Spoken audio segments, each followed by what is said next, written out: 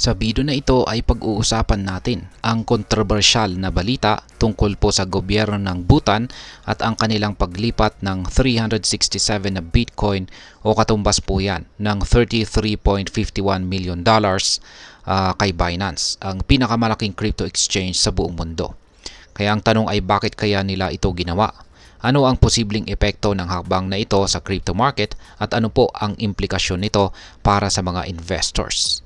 Kaya ayan po ang siyang ating pag-uusapan sa video na ito. Pero bago po tayo magpatuloy, ay nais ko lamang po munang bigyang linaw ang aking disclaimer kung saan ang nilalaman po ng video na ito ay hindi po ito isang financial advice. For education and information purposes lamang po ang layunin nito. Ngayon, bakit nag-transact ng Bitcoin ang gobyerno ng Bhutan kay Binance? Ang unang tanong, yan ay bakit nag-send ng Bitcoin ang gobyerno ng Bhutan kay Binance? Para sa mga hindi po pamilyar, ang gobyerno ng Bhutan ay isa sa mga kakaunting bansa na may hawak na malaking Bitcoin reserves. Sa transaksyong naganap nitong nakalipas po na Huwebes ay nagpadala ang Bhutan ng 367 na Bitcoin kay Binance na nagkakalaga po ng $33.51 million. Kaya ang laki po ng halaga nito. Ito po ay maituturing na malaking hakbang lalo na't bihirang gumalaw ang mga government-held Bitcoin sa open market. May tatlo pong pangunahing dahilan kung bakit maaring gawin ito ng isang gobyerno. Una, upang magbenta ng asset sa kasalukuyang mataas na presyo. Ikalawa, upang makakuha ng liquidity o cash na maaring gamitin para sa iba pang government expenses o projects. At ikatlo, para sa layuning mag-diversify ng kanilang portfolio. Sa kasalukuyang presyo po ni Bitcoin na umaabot sa $90,000, posibleng inisip ng Bhutan na ito ang tamang panahon upang magbenta at kumita mula sa kanilang Bitcoin holdings. Ngayon ay bakit hindi ginawa ang pagbebenta sa pamamagitan po ng over-the-counter? Yan, bakit ginamit itong si Binance?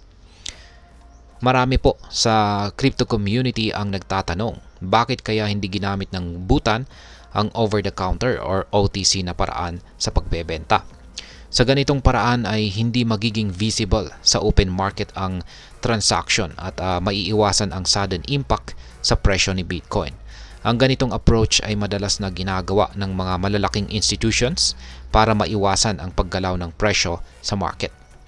Marahil ay pinili po ng Bhutan itong si Binance dahil mas madali at mabilis ang pagkuha ng cash na kailangan nila.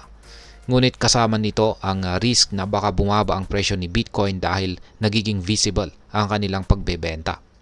Ang ganitong paglipat sa isang kilalang exchange ay nagdudulot po ng espekulasyon at maaring magpababa ng market confidence, lalo na sa mga retail investors na nakakakita ng ganitong malaking transaction sa public blockchain records.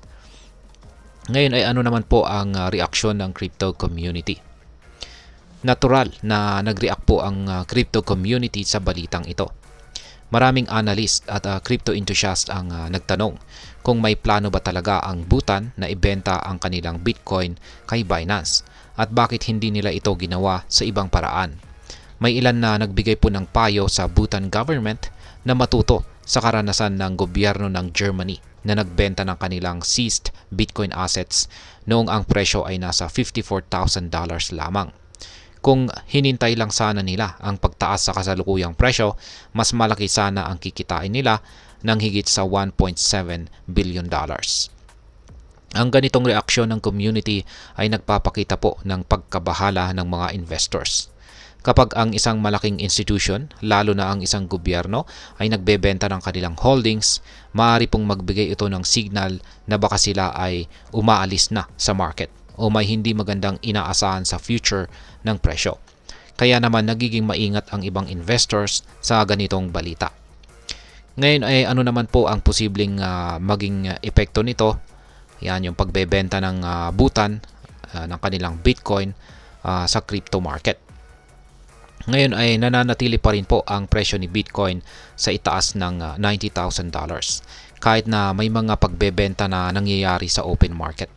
Gayunpaman ay may posibilidad na ang ganitong transaction ay makapagbibigay po ng short-term volatility o pansamantalang pagbabago sa presyo.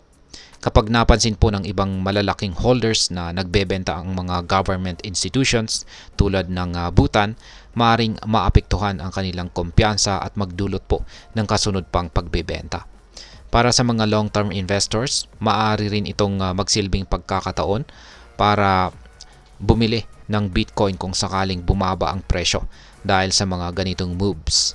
Ngunit mahalagang tandaan na ang crypto market ay napaka-sensitive po sa mga balita at espekulasyon, kaya't hindi malayong magkaroon ng biglaang pagbabago sa presyo.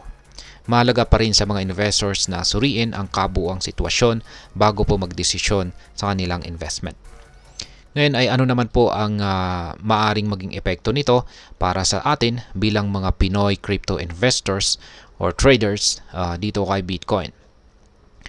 Ang ganito pong balita ay isang paalala na si Bitcoin at maging ang ibang mga cryptocurrencies ay high-risk investments. Ang mga biglaang transaction na ganito ay maaring makaapekto po sa market at magdulot ng volatility. Kaya't mahalaga ang pag-aaral at tamang pag-manage ng risk sa kanilang portfolios. Kung sakaling bumaba ang presyo ni Bitcoin dahil sa pagbebenta ng mga malalaking holders tulad ng gobyerno ng Bhutan, maaaring magbigay ito ng buying opportunity para sa mga long-term Pinoy investors. Ngunit para sa mga short-term traders, kinakailangan po ng masusing pag-monitor sa mga galaw ng market para maiwasan ang potential losses. Ngayon ay ano naman po ang aking masasabi tungkol dito. Para sa akin, ang paglipat po or pag-transfer ng Bhutan ng kanilang Bitcoin kay Binance ay isa ring strategic move. Maaring sinusubukan lamang nila na i-maximize ang kasalukuyang mataas na presyo upang magamit sa kanilang national interest. Ang mga ganitong transactions ay nagpapaalala rin sa atin na si Bitcoin ay hindi lamang speculative asset, kundi isang potensyal na tool na kinikilala ng maging ang mga gobyerno. Ngunit bilang mga investors, dapat ay laging maging maingat po tayo sa mga galaw ng market at huwag padadala sa hype o fear na dulot ng ganitong mga balita. At ayan, hanggang dito na lamang po tayo sa video na ito mga ka-crypto. Sana po ay inyong nagustuhan ang aking paliwanag sa video na ito. Kung inyo po itong nagustuhan, pakiclick lamang po ang like button nito. Marami pong salamat sa panunood. Ingat po tayo lagi at God bless po sa ating lahat.